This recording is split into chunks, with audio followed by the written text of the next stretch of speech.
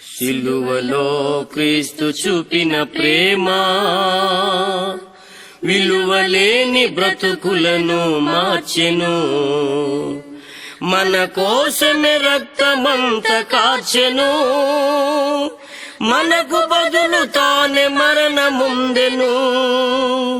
పరమపురికి ఏకైక మార్గమాయెను. మృత్యుంజయుడు సజీవుడు యేసుక్రీస్తు అందరికీ ప్రభువు. సిలువలో క్రీస్తు చూపిన ప్రేమ విలువలేని బ్రతుకులను మార్చెను. మన కోసమే రక్తమంత కార్చెను. సమాధిలో నుండి తిరిగి లేచెను. పరమపురికి ఏకైక మార్గమాయెను.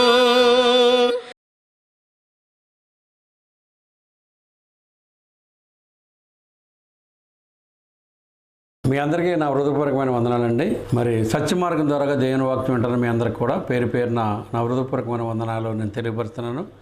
ప్రయాసపడి ఎంతో దూరం నుంచి వచ్చి దేవుని వాక్యాన్ని ఈ విధంగా బోధించడానికి దేవుడిచ్చిన ఆదిత్యం పట్ల దేవుని కృతజ్ఞతలు నేను తెలియపరుస్తూ ఉన్నాను. దేవది దేవుడు జగత్ పునాది వేయబడక మునిపే ప్రేమ చేత యేసుక్రీస్తులో మనల్ని ఏర్పాటు చేసుకున్నాడు కనుక మరి మనం ఆయనకి కృతజ్ఞతలు చెల్లించవలసిన బద్దులమై ఉన్నాము అన్నటువంటి విషయాన్ని మనం ప్రతి ఒక్కరం కూడా గమనించాలి. మరి ఇప్పుడు మనం గమనించినట్లయితే దేవునికి కృతజ్ఞతలు ఎందుకు చెల్లించాలి అన్నటువంటి సబ్జెక్ట్ అండి. అసలు దేవునికి మనం కృతజ్ఞతలు ఎందుకు చెల్లించాలి అన్నటువంటి సబ్జెక్టు కొద్దిసేపు దేవుని వాక్యం ద్వారాగా లేఖనాలు ఏ విధంగా మనకు తెలియపరుస్తున్నాయో మనం గ్రహిస్తామండి. మరి దేవునికి కృతజ్ఞతలు ఎందుకు చెల్లించాలి అంటే దేవుడు చేస్తున్న మేలు పట్ల మనం కృతజ్ఞత కలిగి ఉండవలసిన అవసరత ఉందని లేఖనం తెలియపరుస్తూ ఉంది. కీర్తన గ్రంథము 139 అధ్యాయము 13, 14, 15, 16 వచనాలు మనం చదువుకున్నట్లయితే, నా తల్లి గర్భమందు నిర్మించిన వాడు నీవే, నీవు నన్ను కలగజేసిన విధం చూడగా భయమును ఆశ్చర్యమును పుట్టుచున్నవి. అందును బట్టి నేను నీ కృతజ్ఞతలు చెల్లించున్నాను. నీ కార్యములు ఆశ్చర్యకార్యములు ఈ సంగతి నాకు బాగా తెలిసి ఉన్నది. నేను రహస్యమందు పుట్టిన నాడు భూమి యొక్క అగాధస్థలంలో విచిత్రంగా నిర్మింపబడిన నాడు నా కలిగిన ఎముకలు నీకు మరుగై ఉండలేదు. నేను పిండమునై ఉండగా నీ కన్నులు నన్ను చూచెను. నియమింపబడిన దినములు ఒకటైనా కాకమునిపే నా దినములన్నీ నీ గ్రంథములో లిఖితములాయను అన్నటువంటి విషయాన్ని మనం గమనిస్తూ ఉన్నాం. ఆయనకి కృతజ్ఞతలు ఎందుకు తెలియపరచాలంటే ఈ 6 నెలల మీద మనం జీవిస్తున్నామంటే ఆయన కృప, ఆయన దయ సమస్తము అన్నటువంటి విషయాన్ని మనం గమనించాలి. తల్లి గర్భమందు నిర్మించిన వాడు ఆయనే కనుక ఆయన కృతజ్ఞత కలిగి మనం ఉండాలి అన్నటువంటి విషయాన్ని మనం గమనించాలి. మనం ఏమనుకుంటే ఏ విషయంలో కృతజ్ఞత కలిగి ఉంటాం? మేలు విషయంలో ఏదైనా సహాయం చేస్తే కృతజ్ఞత కలిగి ఉంటాం, ఏదైనా దేవుడు ఇస్తేనే కృతజ్ఞత కలిగి ఉంటాం. కానీ దేవుని ఒక వాక్యం ఏమని చదివిస్తుందంటే, నీవు నన్ను కలగజేసిన విధం చూడగా మరి ఆశ్చర్యము నాకు పుట్టించున్నది, భయమును ఆశ్చర్యం నాకు పుట్టించున్నది, అందుని బట్టి నీకు కృతజ్ఞతలు చెల్లించున్నాను. అది దాన్ని బట్టి మనం కృతజ్ఞతలు చెల్లించాలి. మనల్ని ఆయన నిర్మాణం చేశాడు, మనల్ని ఈ భూలోకంలోనే పెట్టాడు. మనం ఆయన భయభక్తులు కలిగి జీవించాలి కనుక 6 నెలల మంది మనం జీవిస్తున్నామంటే ఆయన దయ, ఆయన కృప అన్నటువంటి విషయాన్ని మనం గమనించాలి. అందుకు కృతజ్ఞతలు తెలియపరచాలి మనం. అంతేగాని దేవుడు ఏది ఇచ్చాడో కృతజ్ఞతలు, దేవుడు ఇవ్వకపోతే కృతజ్ఞతలు చెప్పకపోవడం, ఆ విధంగా ఉండకూడదు. మనం ఈ లోకంలో ఆయన సృష్టిలో జీవిస్తున్నామంటే ఆయన కృతజ్ఞతలు తెలియపరచవలసిన బద్దులమై ఉన్నాము అన్నటువంటి విషయాన్ని మనం ప్రతి ఒక్కరు కూడా లేఖనాలను పరిశోధన చేయాలి. కీర్తన గ్రంథం 38 అధ్యాయం 6వ వచనాన్ని మనం చదువుకుందాం. యెహోవా మహోన్నతుడైన ఆయన దీనులను లక్ష్యపెట్టును, ఆయన దూరం నుండి గర్విష్ఠులను బాగా ఎరుగును అన్నటువంటి విషయాన్ని మనం గమనిస్తూ ఉన్నాం. దీనుల్ని లక్ష్య పెడతాడంట యెహోవా, మరి గర్విష్ఠుల్ని దూరం నుండి ఎరుగుతాడు అన్నటువంటి విషయాన్ని మనం గమనిస్తున్నాం. దూరం నుంచి గమనిస్తాడంటండి ఆయన. ఈ విషయంలో మనం భయభక్తులు కలిగి ఉండవలసిన అవసరత ఉందన్నటువంటి విషయాన్ని లేఖనం ద్వారాగా మనం పరిశోధన చేయాలి. కీర్తన గ్రంథము 34 అధ్యాయము 8వ వచనాన్ని కూడా మనం చదువుకుందాం. యెహోవా ఉత్తముడని రుచి చూసి తెలుసుకున్నడే ఆయన్ని ఆశీర్వదించు నరుడు ధన్యుడు అన్నటువంటి విషయాన్ని మనం గమనిస్తున్నాం. యెహోవా ఉత్తముడని మనం రుచి చూసి తెలుసుకోవలసిన అవసరత ఉందన్నటువంటి విషయాన్ని లేఖనం ద్వారాగా మనం పరిశోధన చేయాలి. యెహోవా ఎలాంటి వారంటే ఉత్తముడు అని రుచి చూసి తెలుసుకోండి, ఆయనను ఆశీర్వదించిన నరుడు ధన్యుడు అన్నటువంటి విషయాన్ని లేఖనం ద్వారాగా మనం పరిశోధన చేస్తున్నాం. దేవునికి కృతజ్ఞతలు ఎందుకు చెల్లించాలి? అన్నటువంటి మరి ఆలోచన మనం కలిగి ఉండవలసిన అవసరత ఉంది. లేఖనాలను మనం పరిశోధన చేద్దాం. పేతురు రాసిన మొదటి పత్రికలోకి మనం వెళ్దామండి. 2వ అధ్యాయం 1వ వచనాన్ని మనం చదువుకుందాం. ప్రభువు దయాళుడని మీరు రుచి చూసి ఉన్న ఎడల అన్నటువంటి వాక్యాన్ని మనం గమనిస్తూ ఉన్నాం. ప్రభు దయాళుడని రుచి చూసిన ఎడల అంటే ప్రభు దయాళుడని మనం రుచి చూడాలి. రుచి చూసినట్లయితే ప్రభువుని మనం విడవము అన్నటువంటి విషయాన్ని మనం గమనించాలి. దేవునికి కృతజ్ఞతలు ఎందుకు చెల్లించాలి అని లేఖనాల్లో మనం పరిశోధన చేసుకుంటూ ఉన్నాం. మళ్ళీ మనం పాత నిబంధన గ్రంథం కీర్తన గ్రంథంలోకి మనం వెళ్దామండి. దేవుని వాక్యం లేఖనం ద్వారా మనం పరిశోధన చేయాలి. కీర్తన గ్రంథం 28వ అధ్యాయం 7వ వచనాన్ని మనం చదువుకుందాం. యెహోవా విషయంలో మనం అవగాహన కలిగి ఉన్నాం. యెహోవా నా ఆశ్రయము, నా కేడము, నా హృదయము ఆయన యందు నమ్మిక ఉంచును కనుక నాకు సహాయం కలగను. హృదయం మీద నమ్మిక ఉంచినప్పుడు మనకు సహాయం కలుగుతుంది అన్నటువంటి విషయాన్ని మనం మర్చిపోవడానికి వీల్లేదు. ఆయన భయభక్తులు కలిగి మనం జీవించవలసిన అవసరత ఉందన్నటువంటి విషయాన్ని మనం మర్చిపోకూడదండి. మనం దేవుడు చేస్తున్న మేలుని మనం మర్చిపోవడానికి వీల్లేదు.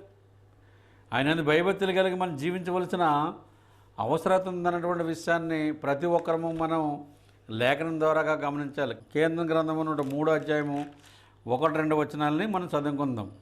నా ప్రాణమా యెహోవాను సన్నిధించము, నా అంతరంగమునున్న సమస్తమా ఆయన పరిశుద్ధ నామమును సన్నిధించము అన్నటువంటి విషయాన్ని మనం గమనిస్తూ ఉన్నాం. ఎందుకంటే 1-2 వచనాల్లో మనం గమనిస్తూ ఉన్నాం. నా ప్రాణమా యెహోవాను సన్నిధించము, ఆయన చేసిన ఉపకారములో దేనిని మరవకము అన్నటువంటి విషయాన్ని మనం గమనిస్తూ ఉన్నాం. ఆయన ఎటువంటి ఉపకారాలు చేశాడండి? ఈ లోకంలో మనం రావడమే గొప్ప ఉపకారము అన్నటువంటి విషయాన్ని మనం గమనించాలి. ఈ లోకంలోకి వచ్చిన తర్వాత ఆయన ఈ భౌతికమైన విషయాల్లో మేలు చేసినందుకు నేను మాట్లాడట్లేదు. ఈ లోకంలో మనం వచ్చాం కాబట్టి గొప్ప మేలు అన్నటువంటి విషయాన్ని మనం గమనించాలి. ఆయనకి మనం కృతజ్ఞతలు తెలియపరచాలి. ఆయన భయభక్తులు కలిగి జీవించాలి. దేవుడు ఆకాశమందు ఉన్నాడు, మనం భూమి మీద ఉన్నాం, మన మాట కొద్దిగానే ఉండాలి అన్నటువంటి విషయాన్ని లేఖనం ద్వారాగా మనం పరిశోధించాలి. కీర్తన గ్రంథము 106వ అధ్యాయం 1-2 వచనాలు మనం చదువుకుందాం. యెహోవా దయాళుడు, ఆయనకు కృతజ్ఞతలు చెల్లించుడి, ఆయన కృప నిత్యము ఉండెను అన్నటువంటి విషయాన్ని మనం గమనిస్తూ ఉన్నాం. మరి యెహోవా పరాక్రమ కార్యములను ఎవడు వర్ణింపగలడు? ఆయన కీర్తి అంతటిని ఎవడు ప్రకటింపగలడు? న్యాయమును అనుసరించేవారు అన్నటువంటి విషయాన్ని మనం గమనిస్తూ ఉన్నాం. అంటే ఆయన కీర్తిని అంతటిని ఎవడు ప్రకటింపగలడు అన్నటువంటి విషయాన్ని మనం గమనిస్తున్నాం. యెహోవా పరాక్రమ కార్యములను ఎవడు వర్ణింపగలడు అంటే దేవుడు అనేకమైనటువంటి మేళ్ళు మనకు చేస్తున్నాడు అన్నటువంటి విషయాన్ని మనం గమనించాలి. ఈ భూమి మీద జీవిస్తున్నామంటే ఆయన ఊపిరిచ్చినందుకే మనం జీవిస్తున్నాం.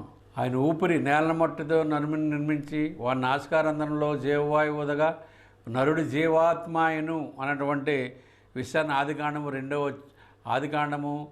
2వ అధ్యాయము 7వ వచనంలో మనం గమనిస్తూ ఉన్నాం. మట్టి స్వభావం గల మనుషులు మనము. మరి ఆయన మన ఊపిరిని సమస్తాన్ని ఇచ్చి జీవాన్ని పోసినట్ల గట్టిగా మనం గమనిస్తున్నాం. ఆ దేవాది దేవునికి మనం కృతజ్ఞతలు తెలియపరచవలసిన బద్దులమై ఉన్నాము అన్నటువంటి విషయాన్ని మనం మర్చిపోవడానికి వీల్లేదు.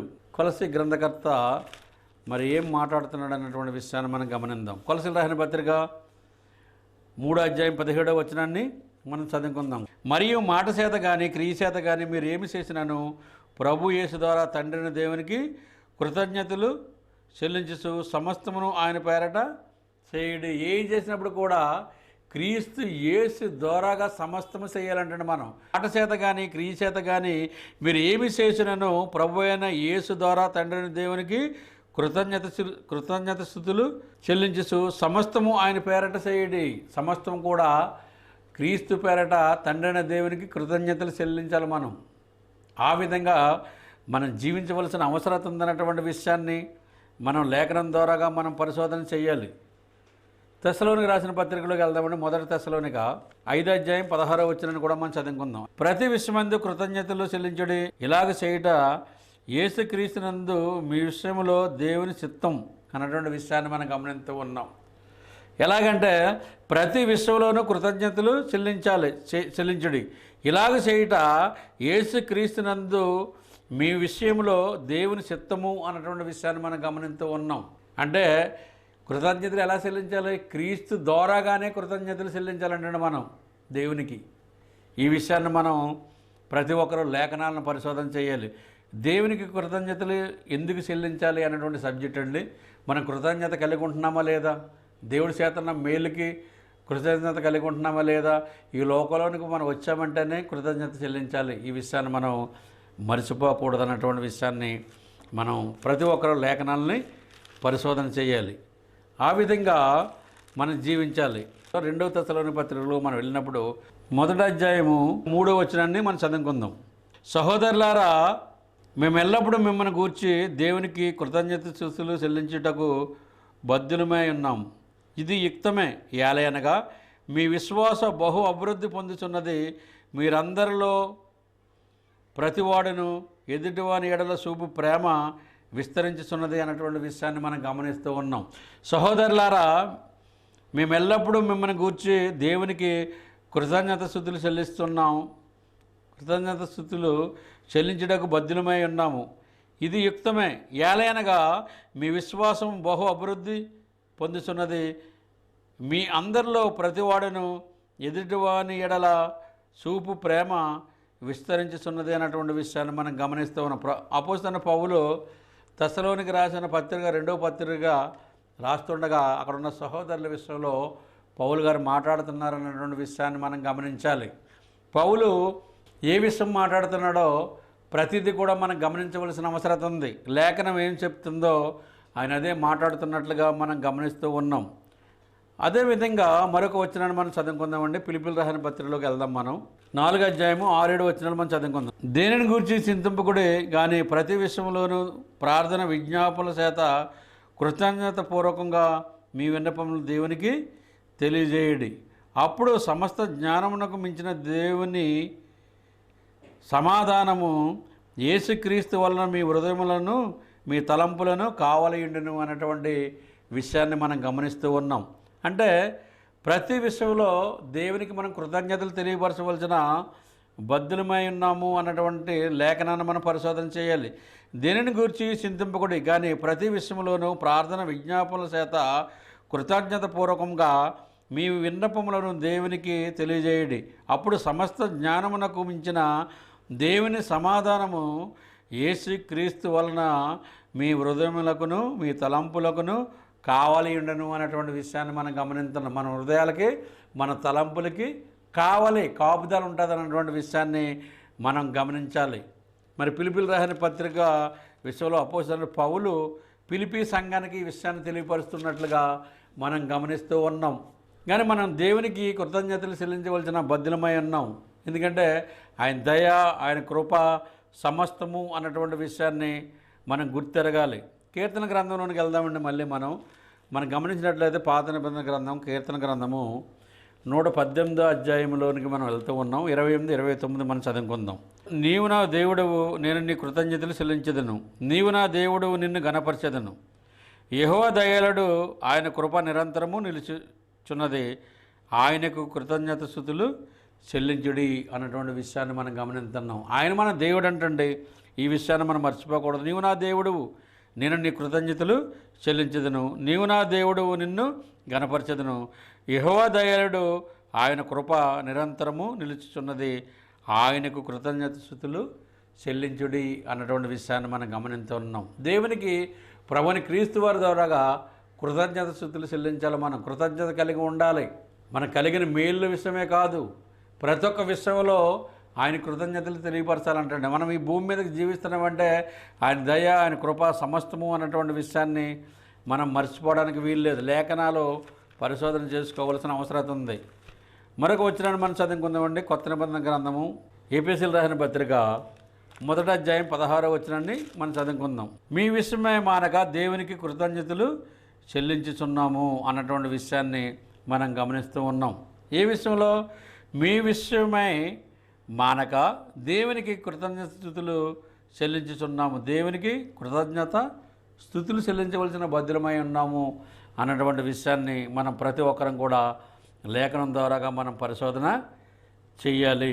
ఈ విషయాన్ని మనం మర్చిపోకూడదు. సామెతలు 1:33. నా ఉపదేశం అంగీకరించేవాడు సురక్షితంగా నివసించను, వాడు కీడు వచ్చినప్పుడు భయం లేక నెమ్మదంగా ఉండను అన్నటువంటి విషయాన్ని మనం గమనిస్తూ ఉన్నాం. దేవుని ఒక ఉపదేశం అంగీకరించిన వాడు సురక్షితంగా నివసించును, వాడు కీడు వచ్చినప్పుడు భయం లేక నెమ్మదిగా ఉండును అన్నటువంటి విషయాన్ని మనం గమనించాలి. కీడు వచ్చినా, ఇరికొచ్చినా, ఇబ్బంది వచ్చినా మేము భయపడడానికి వీల్లేదు. ఎందుకంటే గొప్ప దేవుడు మన యందు ఉన్నాడు అన్నటువంటి విషయాన్ని మనం మర్చిపోవడానికి వీల్లేదు. ఆయన యందు భయభక్తులు కలిగి జీవించవలసిన అవసరత ఉందన్నటువంటి విషయాన్ని మనం గమనించాలి. మరి ముగింపులో మనం గమనించినట్లయితే సామెత గ్రంథము 3:26 వచనాన్ని చూసుకుని మనం ముగించుకుందామండి.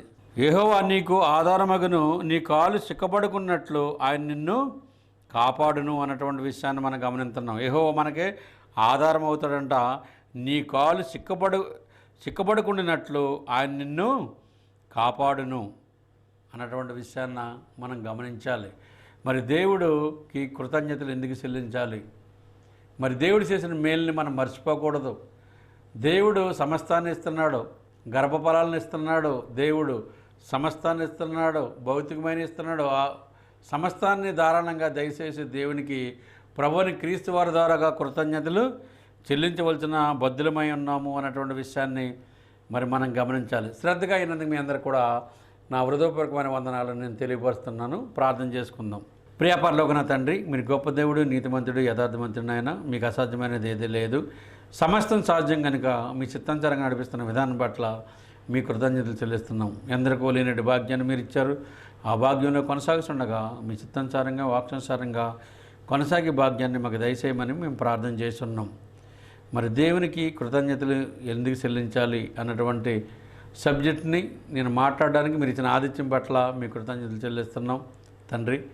అదేవిధంగా ప్రభువుని క్రీస్తు వారి ద్వారాగా తండ్రి అయిన దేవునికి మేము కృతజ్ఞతలు చెల్లించాలని మీరు లేఖనం ద్వారా మాట్లాడిన విధానం పట్ల మీ కృతజ్ఞతలు చెల్లిస్తున్నాం. ఇంతవరకు వాక్యాన్ని విని గ్రహించి మరి ఆ వాక్యంలో ఉన్నటువంటి మర్మాలు తెలుసుకుని భాగ్యాన్ని ప్రతి ఒక్కరు మీరు దయచేయమని ప్రార్థన చేస్తున్నాం.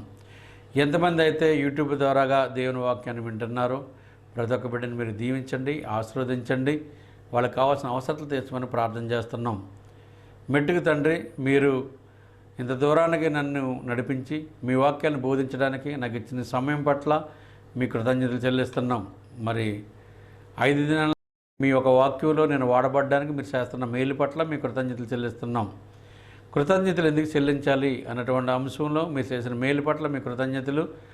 అదేవిధంగా తండ్రి, ఈ ప్రార్థన మీ పాత్రను చేర్చుకుంటారని, మాకు మేము తగ్గించుకుని మిమ్మల్ని ఇష్టట్టు సహాయం చేయమని, ఈ ప్రార్థన మీ పాత్రను చేర్చుకుంటారని క్రీస్తు నామమున ప్రార్థన చేస్తున్నాం తండ్రి. ఆమేన్. వందనాలు.